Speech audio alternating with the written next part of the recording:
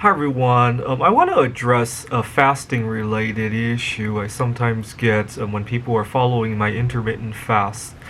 When people hear that I used to have a binge eating problem, the first reaction a lot of people will get is how lucky I am. Well, first they'll ask if I binge and purge. And when they realize it's only binging, they comment on how lucky I am that I seem to get away with it.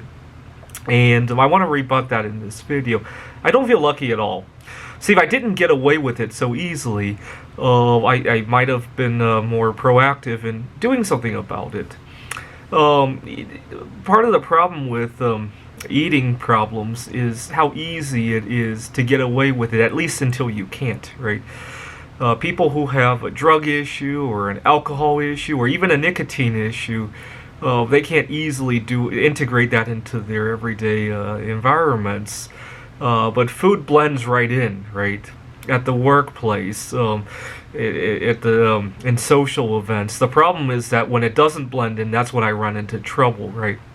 I talked about in other videos how I lost a job over this, right?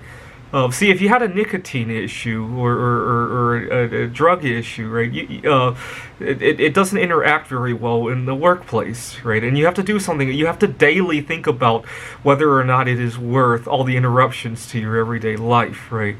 Food only interrupts you every so often when it does, right? And it's very easy to forget about the challenges, right? Yeah, I might have suffered at one meeting with my boss when I couldn't get to my food, but then it doesn't come up for 3 more months or sometimes a long time, right? So it comes up in the weirdest of situations, right? All of a sudden, while flying to Taiwan, I'll get a food craving in the middle of the flight, and then I'll get into an argument with somebody sitting next to me and cause a big problem, right?